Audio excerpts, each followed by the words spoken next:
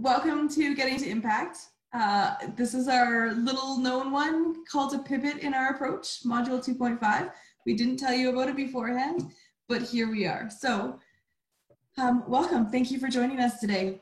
And we go to the next slide. Thank you. So we're going to do some quick welcomes and a quick check-in. And then we're going to review our program. We're going to talk about the pivot. We're going to introduce a concept called storyboarding. And then we'll talk about homework, which, we're going to talk about homework. And then we'll do our quick closing announcements. So a reminder why we're all here. So we're here having the conversation about how might we better track and communicate our outcomes and impact in our deepening community efforts. This is a big, this is a really important conversation. It's one that we are finding people are seeing a lot of value in, and yet don't really know how to communicate the impact, and yet people think that it's a good idea. So how do we help communicate the impact that we're having? That's what we're all doing here. There are 3 reasons why we would want to track and communicate our impact. One's about purely communicating, one's around strategic learning, and one is around proving value and making strategic choices. Within our short series, we are strictly focusing or primarily focusing on communicating. We want to, how do we provide this broad picture, this coherent picture of progress in order to engage people, build that momentum, and inform our reporting. That's what we're doing within this series. So the program, next slide. We have had our module 1, which is our orientation. In module 2, we talked about tracking impact, and then we had a really great conversation, which has led to module 2.5, which we weren't expecting, which we're calling the pivot. So we will have a bit of a conversation around, again, what led to this one. And then we're going to move on to the rest of the course, just as it was laid out before, just with a little bit, with being mindful around this pivot piece. So your homework, who did your homework? Can you put your hands up? Who did your homework? Nobody did their homework. You didn't miss anything. If you didn't get your homework, that's great. That's great, because if you did get homework, I don't know who's sending things out to you, but I'm sorry. It wasn't from me. So can you go to the next screen, Heather? This was supposed to be your homework. One was to review your homework from module 1, just to make sure that you had that understanding, review it with your city manager, and then talk about what are the indicators and methods you would like to see in the workbook going forward, and then choose 1 to 5 impact narratives that you would want to create as part of your learning by doing participation in this workshop series. And I think I've spoken with most of you around thinking about what are these 1 to 5 impact narratives. I haven't pushed hard on this. But we did pause, and we paused because as part of our conversation last time around the framework and maybe needing to make some adjustments in the framework, and then looking at the indicators and knowing that with the adjustments in the framework, I couldn't wrap my brain around it. That is the honest truth. And Mark, you can confirm that it has taken many conversations to help me wrap my brain around this pivot. And I didn't think that I could explain it in an email or in a workbook to help walk through it. And I didn't think it was fair to say, hey, we've made this pivot and now this is what it looks like, without actually going back and having a bit of a deeper conversation and really looking and examining where this pivot was. That's where it was for me. So lucky you, there was no homework, but I can guarantee you we're gonna make up for it after this module. It's coming your way, so brace yourselves. This was your freebie, but it's summer. What else do you have to do except homework, right? Right? Okay. I'm gonna turn it over to Mark to talk just a little bit more about, well, not to talk just a little, but to talk more about the pivot.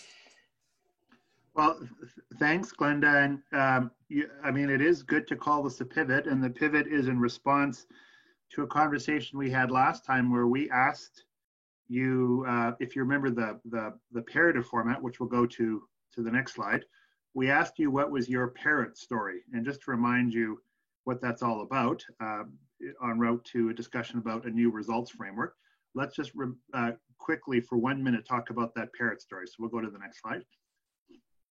So how many, let's just do a show of hands. How many people remember the parrot story?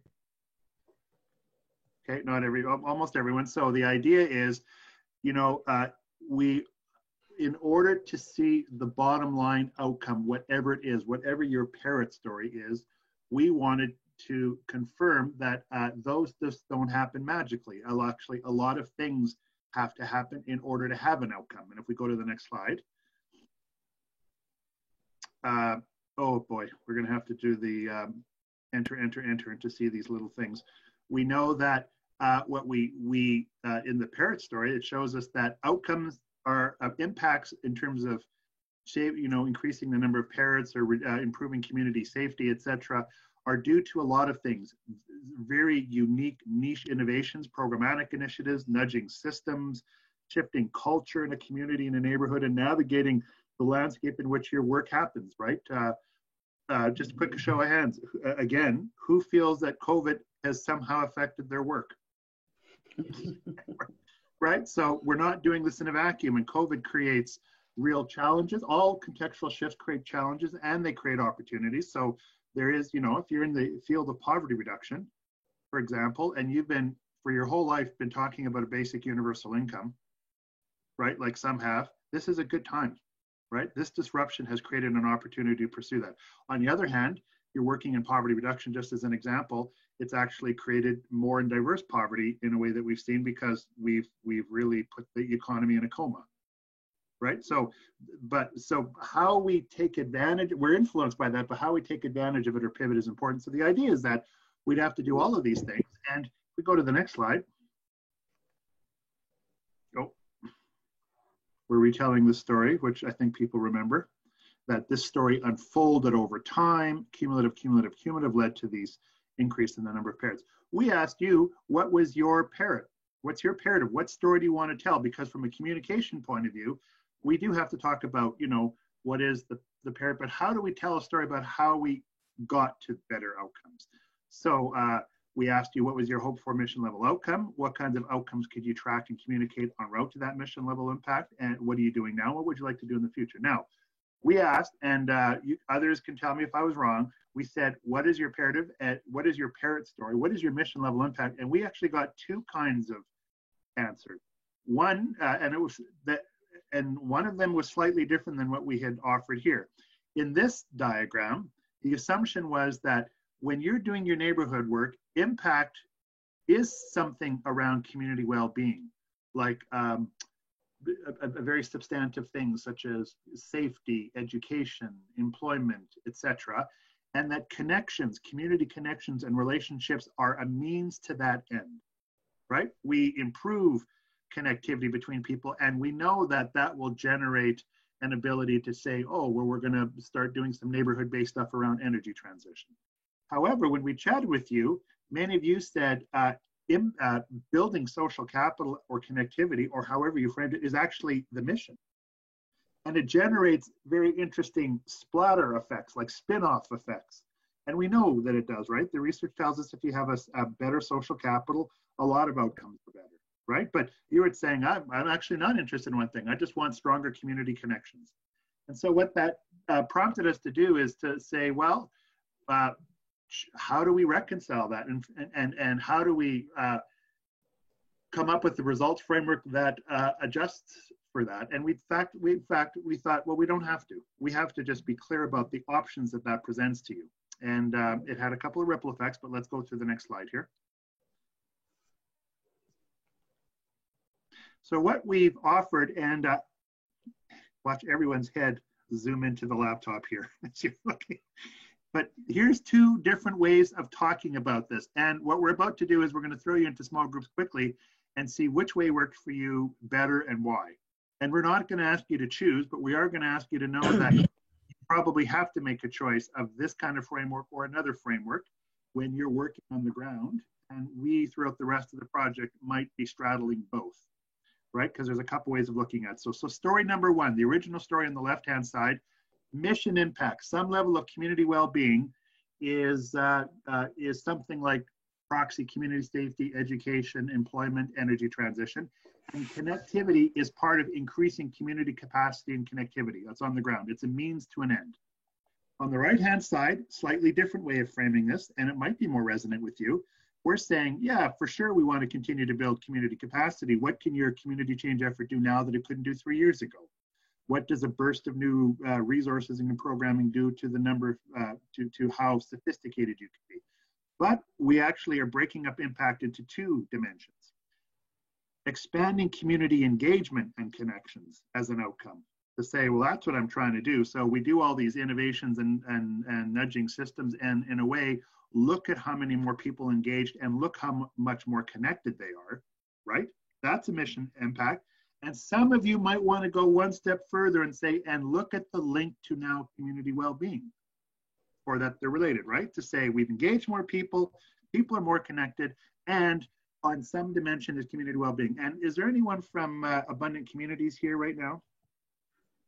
From Edmonton? I'm just going to refer to them because they've got I think they're an exemplar of something. When their job is simply to increase connectivity in these neighborhoods in Edmonton, for example. And we know that there's probably 1,000 micro well-being spin-offs from them, right? Oh, people now have a babysitter they didn't know about, right? They don't feel they're borrowing someone else's lawnmower. In fact, I did that in our community. I live in one in Edmonton, and we created a co-op for a lawnmower. It wasn't legal, but we had an annual general meeting every year and just complained about how come Cam always had the lawnmower, and is anyone ever going to change the blades? And we had an accountant who actually, one guy was an accountant, and we talked about depreciation of the lawnmower. Like it was $130 this year, and now it's $90, and who was going to pitch in. And all it was meant to do was be fun to hang out together. But it had some spin-offs too, minor spin-offs about we only had to buy one lawnmower. Now, but in that case, they probably would focus on expanding community engagement connections, and they might show a couple of anecdotes saying, look what these connections can do, babysitting, lawnmowers, etc. Other people are saying, no, I want, this is an end. They would go all the way to the right and saying, look at how my community is dealing with energy transition. We're putting up solar panels and etc. So these are 2 options, and we're trying to accommodate 2 worldviews. And what we're saying is they're probably both useful in different ways, but you might prefer one over the other or have a third alternative, and you have to decide how you want to communicate your work. And so with that in mind, I think we're going to go to breakout groups, and Glenda, just to discuss the questions, if we go to the next page, which of the 2 options do you feel works best for you? And what are other potential impacts you're hoping to accomplish and demonstrate that are not on these diagrams? So I'm wondering, can we keep these 2 diagrams up while people quickly chat about it, Glenda? I don't think that we can within the breakout groups. Okay, well, let's take one more look at it. Take one more look. People soak it up for 15 seconds. And then I think you can put us into group. And we're just going to chat for 10 minutes, folks, just so we can hear everybody. Let's go back one. So on the left-hand side, connections is a means, but when we talk about bottom line impact of your work, we're talking about some kind of well-being outcome. On the right-hand side, it's a bit more nuanced. Impact is a combination of engagement, connections, and some dimension of community well-being. So imagine you're going to be talking to your colleagues and the other constituents in your community building work. Which one resonates with you best and why? And are there any things that are not captured on either of these diagrams? Glenda, let's do 10 minutes in the room. Hey, the group that just arrived, can you just quickly share the summary of which options do people prefer, and is there anything missing that we could add?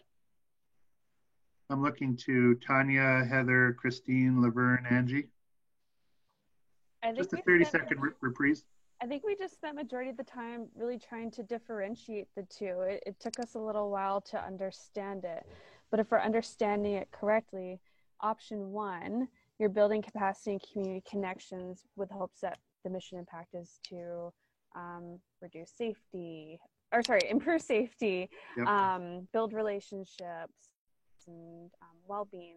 But like what we started to understand is that's already been proven. So why kind of redo that work? So option 2,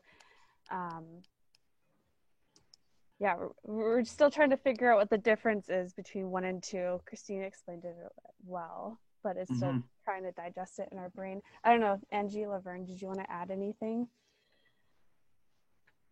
I think you did a great summary, Tanya. Yeah.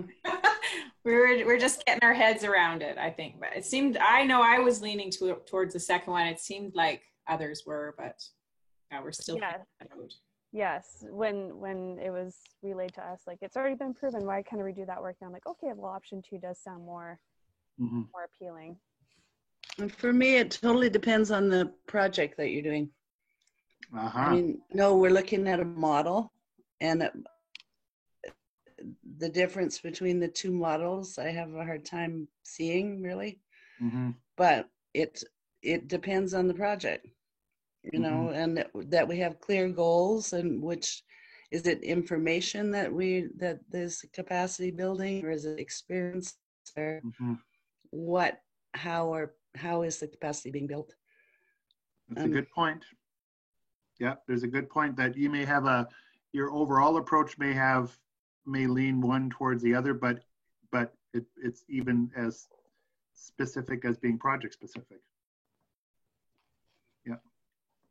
Well, thanks, folks. Well, I'll do a quick summary of the other group. I got volunteered that the 3 people who were working in community in our group all liked the second one better, because they felt it allowed people to, because both connections was a means and an end, right? Sometimes it's, we just want people to feel connected and et cetera. And it's got all these great things, to your point, Tanya, some of which are already proven, right? But whether they're proven or not, that's why we're doing it. We're doing it because it's important to be connected overall, and it's got all these other benefits. And the curl that came when we talked about what might be different in here is, I don't think, Ayana, you had said this, but you were working in the co-op sector. These are actually all important interrelated things that are possibly best captured as a Venn diagram around impact.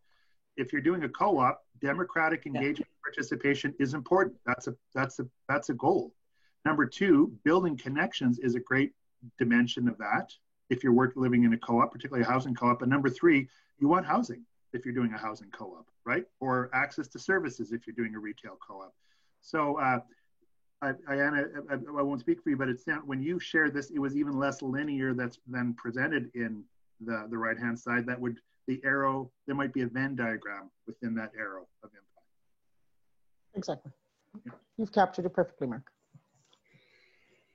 Well, what if we did this, folks? What if we created one more diagram here and then just gave a little example of each and saying, when you're framing outcomes, which we have to do before we even start using metrics. And we mentioned in the other group that people often default to metrics because they don't know what an outcome is. And they think somehow a metric is going to tell them that, but even all metrics actually are embedded in an idea about what an outcome is. So we have to command the framing of what an outcome is, or at least talk about it in a way that the people with whom we're trying to communicate understand it. So Ayana's story, you might be saying, look, we're in the co-op sector, and therefore we are interested in engagement, connectivity, and addressing housing issues. That's our impact. And it takes all these things on the left-hand side to get there. We're working in a crazy environment.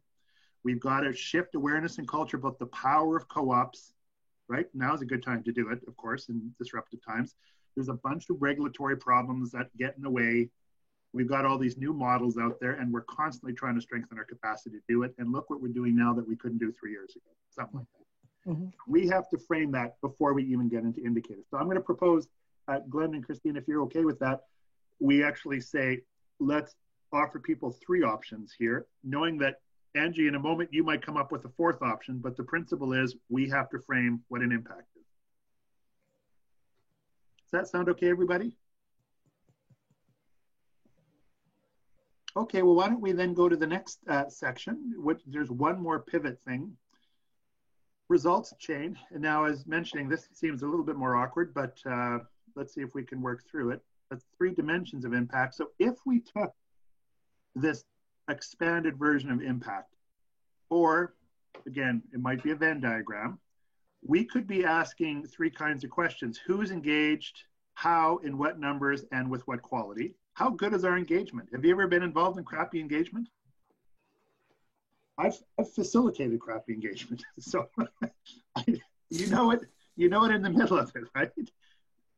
So, and the other one, what is the number and or the quality of connections? That's slightly different, right? So you could say, yeah, we engaged people and went to a barbecue. So yeah, what were the quality of connections? You'd say, well, it was just meant to do a little bit of knitting. It's not meant to be transformative. On the other hand, I'm just going to lean on you, Ayana, with the co-op thing. You might be saying, well, we started a co-op 3 years ago and look at how much community has been built over the last 3. We got 40 people who kind of feel semi like a family now. I'm making that up, but right. But that's another dimension. And the final one, what is our contribution of our engagement and connectivity activities to community well-being? It might be, look, we got secure housing for 40 families.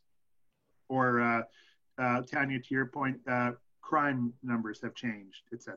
Civic pride has increased. So there's 3 impact categories. Now, you might want to put those in a Venn diagram, but they each have different sort of questions. And if we go to the next slide, I'm going to just mention we could organize indicators and methods for that, but based with the on the recognition that you all have different levels of capability, time and resources to go do evaluation stuff. So let's just take a look at one way of thinking about it.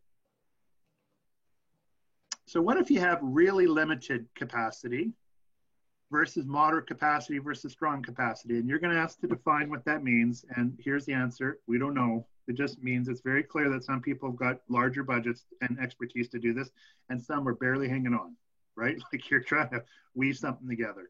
So here's what we thought. If you had limited capacity and you were talking about this, you could say, well, let's track the number, type, and category of engagement of participants. We've got a consultation going with 30 residents where we're talking about whether or not we should put solar panels in our neighborhood. Connections, if you don't have a lot of time and energy, you might say, and Tanya, you were mentioning as a theme from your group discussion, look, we're not going to reprove what has already been proven. Here's the evidence that shows when you engage people in different ways, you improve the connections. You're going to have better social connections. And not only that, we actually have the information that increased connectivity is a driver of well-being. And there's lots of research on that. And Christine's going to talk a little bit in the next section saying the research exists. So why would we reprove it? Right? So if you don't have a lot of energy, you could say, here's how I would say, look at my beehive of activity, engagement activity. See all those bees, right? We know they're going to make honey. The research shows that. And we know that the honey will lead to well-being. They'll be better connected. So that's what you would do. So your emphasis is on describing the beehive of activity and making the case with existing evidence that the other benefits will be there. You got a bit more capacity. You could actually add, not only do what we did in level 1, but you could actually add structural feedback on the quality of engagement of participants. You might say, well, how did that barbecue go? Or Ayana, how well are those board meetings going? Mm-hmm. Right? Like, do people feel engaged? Or is it, yeah, the managers are actually driving it and the residents don't feel involved? Whatever. You would say, well, let me tell you about the quality of engagement. And we might also talk about the quality of connections between people. And there's instruments and methods for that. And we might even say, well, I don't want to reprove it because the evidence already shows that we've got good outcomes. But here's a couple of stories about how increased connectivity has improved the quality of life, right? A babysitting story or a lawnmower story or the police saying, you know what, we don't have to come to this neighborhood anymore, right? Tanya, like something like if you want to talk about the end game. What if you got a strong level of capacity? Well, hey, the implication is you can load up and start going heavier and go deeper on trying to demonstrate effects in each of these categories. You could actually use formal engagement evaluation tools. There's a bunch out there, right? How well are you engaging people? You could use that tool. You could use formal social capital evaluation tools. There's not a lot out there. Christine's done some good research on this, but there's some. You could go reinvent that. I was at a session where 2 University of Alberta researchers talked about how they assessed engagement in a thing, and they had their own tool on social capital. So they exist. And number 3, you could carry out a special study on the impact of engagement activities on some dimension of community well-being. I just reviewed a resource called Qualitative Impact Evaluation. And what they do is they say, how has your life changed? Why would you say it's changed? And then you do a little analysis saying, is your life improved because of anything we did, or is it because of factors outside of our control? Folks, level 1, illustrative connections of impact. Level 2 goes a bit more into quality, and level 3 says, no, we're going to use formal assessments to make a case for change. So here's a way of thinking about it. This is not a direction, but this tries to acknowledge that your level of tracking might fit along one of these levels, and here are the kinds of things you might do around communicating your results to people. Glenda and Christine, do you want to add anything before we open it up?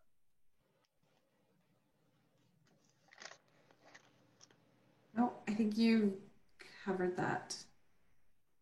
I think it is really like, yeah. No, I think you covered. I'll just keep my words short.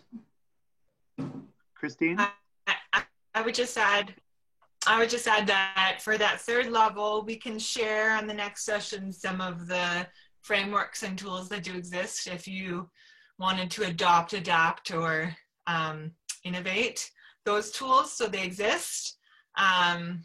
Don't need to recreate the wheel unless you want to.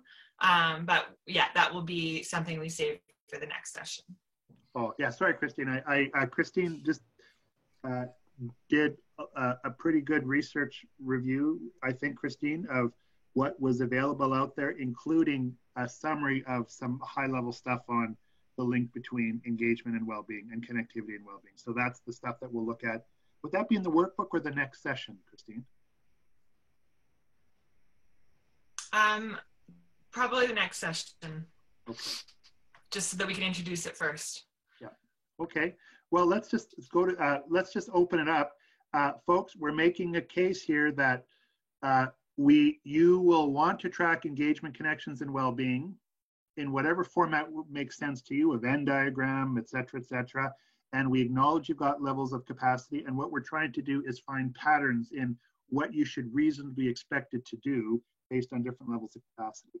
Let's just open it up and see how you feel about that. And I'm going to do it this way. I'm going to go down my list here and see if you wanted to reflect on this. And maybe the reflection is it coherent? And do you think, and is it helpful? Is it clear? And is it helpful for you thinking about how you might approach this? So Tanya, you're on the top of my screen. Is it coherent and or is it helpful? And you're on mute. There you go. Yeah. I had to find the button. I think it's, sorry, coherent, or what was the other option? It could be like coherent, does it make sense? And 2, is it helpful for you when you start thinking about what you might do? It's helpful in me understanding what I might do. I'm still trying to digest everything. Yeah. Good, thanks, Tanya. Laverne, you're next, and then we'll go to Ayana. Yeah, I'm involved in a project right now where we have very limited, it's to do an age-friendly assessment of the community on a very small budget and very limited resources. So this is interesting to me to see, just to make sure that we don't try to do too much, which I'm notorious for. But yeah, I think it's good, and it will be handy to have examples of resources. I mean, that's fantastic. Thank you, Laverne. We'll just go down. Ayana, I have you next, and then Karen and Naomi and Angie. I think this is the way you've broken this out is great. A lot of my member co-ops have very limited capacity. So I think some of the things you've laid out here could be useful. And then adding, I like the illustrative stories, because that's something that's not hard to do, but could be very useful. Great, thanks, Diana. Karen, Naomi, Angie. I think what I'm struggling with is which level, and that's because, so I work for a municipality, so we definitely have sort of strong capacity. We have people who have a lot of education and evaluation. It's not my thing, which is one of the reasons I'm participating. And so I would like level 1 because that's kind of easiest, and I would be comfortable doing it. But we're going to be attempting to evaluate 3 different initiatives, programs, actually strategies. And I'm liking level 2, and I think we would like to get away from all the formal engagement evaluation. And what's been really helpful, because we watched the first 2 just this week on the recording, what's really helpful is talking about why are we trying to prove things we already know. Like Donna, who couldn't be here today, she has a migraine, but she said to me, no one ever says that. How come I've never heard anyone say that before? But it is really helpful. And I think we know that storytelling and the qualitative stuff is very impactful, but it's harder to do, or we're lazy maybe to do it. Mm-hmm. So I like this conversation. I think this is really helpful. Karen, just the way you described that, I'm wondering, you know, we were concerned to acknowledge that people had different levels of capacity, but what if you could be a very big organization and saying, hey, doesn't mean I want to do level 3. Level 1 type framing might be good enough for what we're doing right now. Laverne, you talked about depends on the project. So what if we just said level 1 is, you know, minimum kind of tracking. Yeah. And level 3 is like gold standard, well, not gold standard, but high level, but it's helpful if you have limited capacity, but you may say all we need is level 2 this time. Yeah, I think it is worth changing that language, because we've done like, you know, survey of 7,000 people and then rolled the data up and we don't necessarily get anything more on the other end than when we would do something, you know, with more that level 1. Yeah. Thank you, Karen. Let's go Naomi and then Angie. I think, well, right now I'm starting in the level 1 because it's just me, myself, and my manager. And then I think I work for the city of Fort St. John. I think maybe when we get more other departments on board, we might grow into the level 2 at different, and it'll be different phases throughout the project at different times. And again, different, depends what you're doing. Yep. Thank you, Naomi. So things would change over time, maybe. Yep. Angie, you've seen a lot of this stuff. What are you thinking?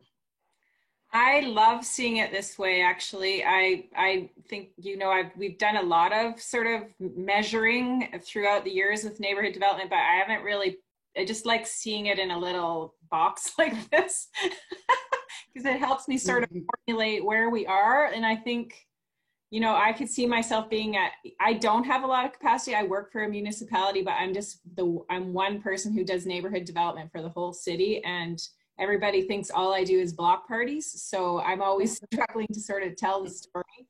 And I think we're at level 2, but I could kind of see there's pieces of level 3 I would love to do. And I do have an awesome nerd who I've shared also with you before, who just contacted me and says she's on board for more research. So she's a volunteer who is passionate about statistics and measuring. So maybe we'll go there. Maybe we will. I don't know. Awesome. Well, that's true. You can mix and match categories too. You could do level 1 for connections and level 3 for, yeah, this is maybe more of a menu of options than anything. Yeah. Angie, thank you. Well, Heather, and then you haven't seen this yet, and then maybe Christine and Glenda, any reflections of what you heard, but Heather, what are you thinking? I'm always thinking. I'm actually not sure I'm liking the words level 1, 2, 3. Just hearing the conversation, I think it's, you know, minimum, build, and kind of like, you know, our foundation, your structure, and then the roof. So, because when I'm kind of fearful that people won't do level 1, they'll just do level 2. And you just said about having to build. And so level 1 is your foundation or something. And then you have to build on that by going to the next row. And then if you want the, you know, the whole gold building, then you add the gold onto it or something, because I don't want people just to do, oh, you know what, I'm going to go to level 2, and structured feedback is what I'm going to focus on, but they're not doing the tracking and the type and the category, right? Actually, it's a very good point. It's not clear from this, but it assumes that level 2 means level 1's already being done, and level 3 assumes level 2 is already being done. But thank you, Heather. So Yeah. it's something like level 1, then it's like level 1 plus 2, and then level 1 plus 2 plus 3. That's what it is. Yeah. Yeah, just because I don't want Yeah. people to not do. Yeah, level 1. Yeah. Yeah, that's a great point and great capture of a miss in the diagram. Christine, we'll go to you and Glenda. You've been mishmashing with this stuff for the last 3 or 4 weeks. Any additional insights from the conversation?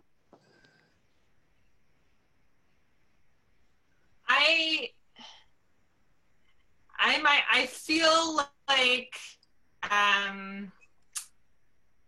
yeah, level 1 is, I think that you can do level 2 with limited capacity as well. Yeah. I think there's a default to tracking outputs. We offered this many classes, this many barbecues, and that really doesn't get into the qualitative components of evaluation that help you to tell your story and communicate that in an impactful way. So to me, I think qualitative evaluation can be done, that quality of engagement, quality of connection at a limited scale as well. So I guess I just would want to make sure that this is not framed around time investment, because I don't think it's true. Yeah. That it takes more time. And I wonder, sorry, you brought up a good point, Christine, about like level 1 is kind of your outputs. Level 2 is, is anyone better off by, or, that kind of question. Is anyone better off by your numbers that you just did in capacity? Right. Yep. Yep. It's a good point. So reframing stuff. Angie, hands up. I just wanted to say that, in terms of capacity, we've been asking qualitative questions since we started measuring some of our work, block parties, Little Free Libraries, neighborhood connectors. But in the capacity pieces, I don't have the time or experience to actually make sense of that qualitative.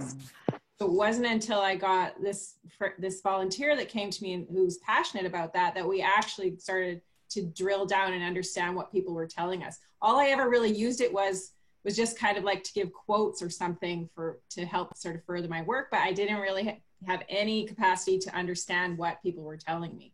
Because I'm just one person and I don't have an evaluation background. So I think that has to play in there somewhere too. You need somebody who has that experience to do that analysis. That's a good point. Yeah. So we're getting some feedback on the language on the left-hand side probably can be adjusted, and maybe we could, rather than just converge on one, we could say there's a couple of different ways of describing that language.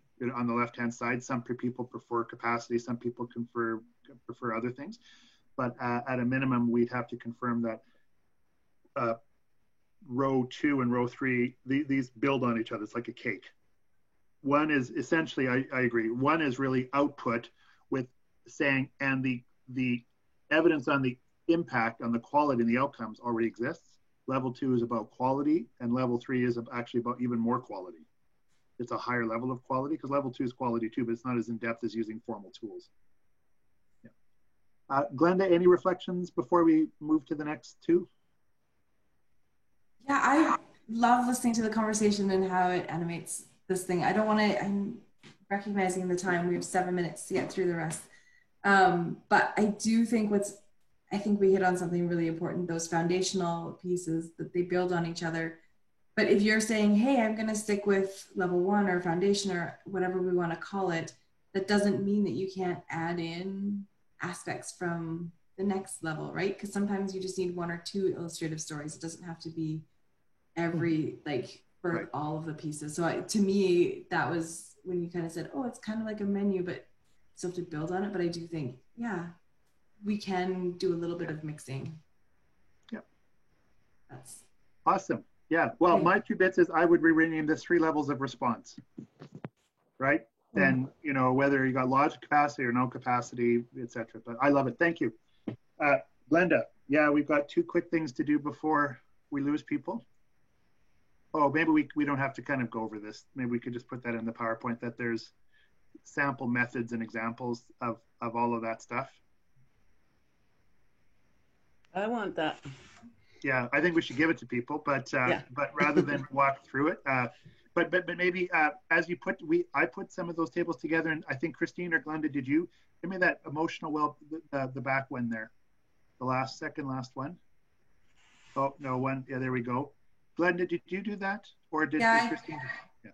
I built that off of, Christine found a great literature review out of New Zealand around what does it mean, like connection, what does that mean to really build on? So I kind of took they had talked about what it looks like to measure connections, and they talked about 3 kind of levels or depths to social connection. So socializing, social support, and sense of belonging. So I took that piece from there. I'll also share out the article too, but this is kind of the summary of what that looks like. Yeah. Great. Okay, so we'll send that out. So there's this gives you, I think Christine and Glenda would agree, that a hint of what will be in the workbook in terms of material. Yeah, for sure. Great. Over to you. Yeah. So Christine did a whole bunch of work.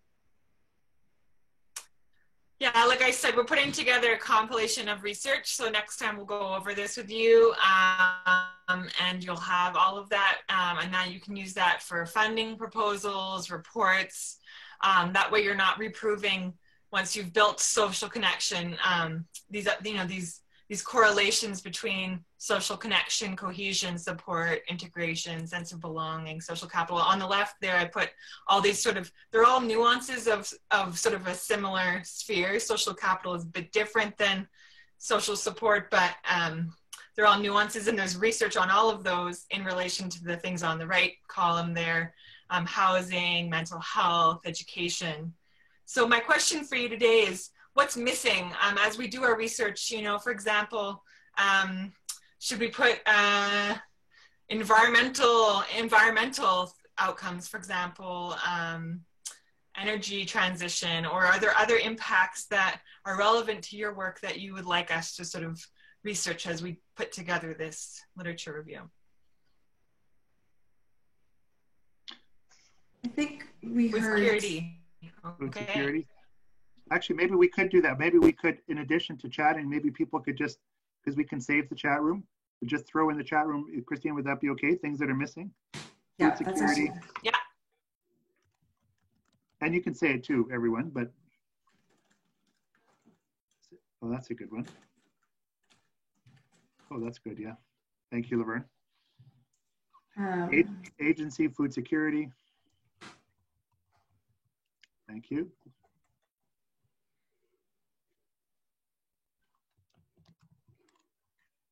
Okay, we have 3 minutes, so we're gonna keep doing this. We'll probably also put this in the workbook so that we can get your feedback on it, so we can continue to work on it as we go.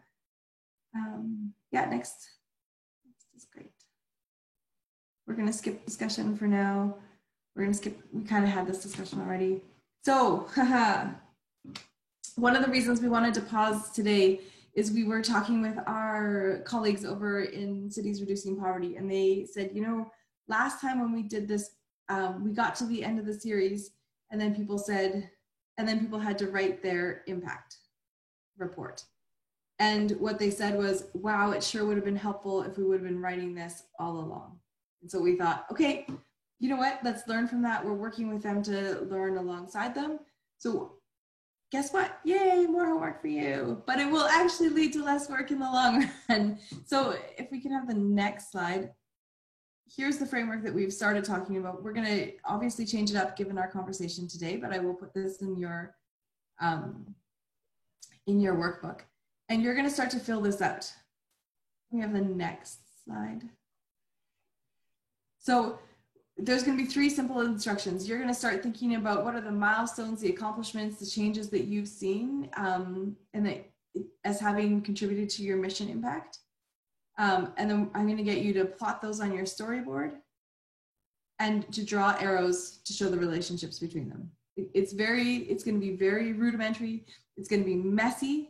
I just want you to start thinking about what are some of those milestones? What are some of the things that you're seeing? Just all those thoughts that are floating in there, you're just going to plunk them in here. Let it be messy. This is going to be the first iteration. every time we do a module, you're going to come back to it, you're going to build on it, you're going to refine it. So that then by the time we get through all the modules, you will have built and refined so that you have a coherent story that you're telling leading up to the mission impact, which is why it was so important we took today to really talk about what is our mission impact, what are those phases, so that we're really clear there, because now we know how to build the story. What is it that who is it that we're talking to? What is it that we're talking about? What is the story we want to tell? So don't worry about what it looks like. Just start, for me, I would do this. I'd get my stickies and my markers and I just write down the big concepts.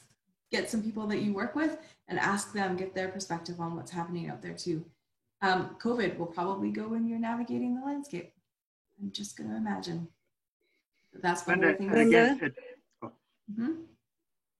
Sorry, Glenda, just a question. So do you have like a format that we can fill in? Or are you saying just use whatever paper, don't worry about putting it into the computer right now, or what?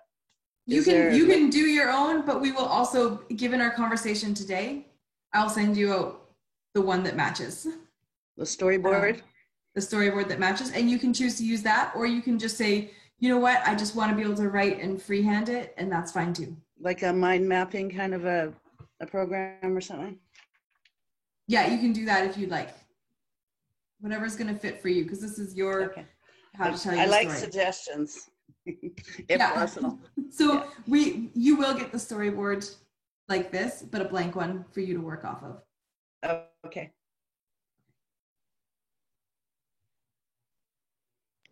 Sorry, Mark, you had something to say. Oh yeah, I was just going to say, the story of the parrot was one. You're going to get ready to try and communicate your own story.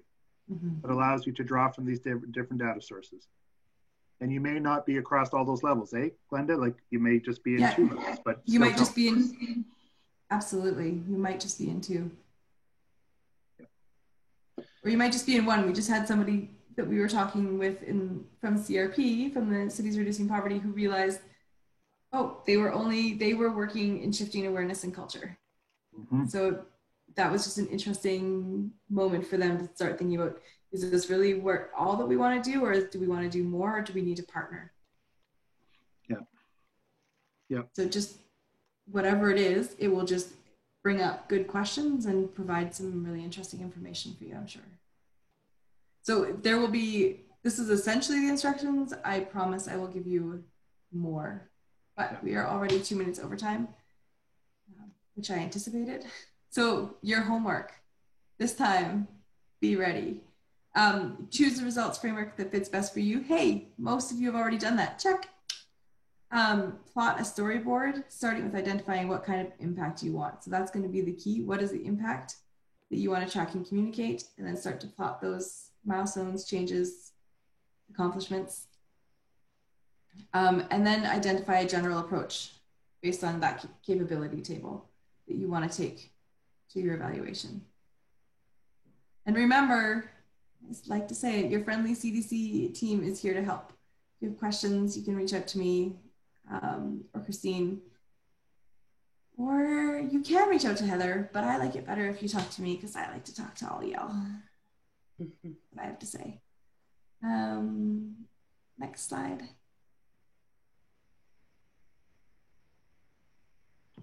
Questions and discussions. I think I'm going to say, is there any burning questions?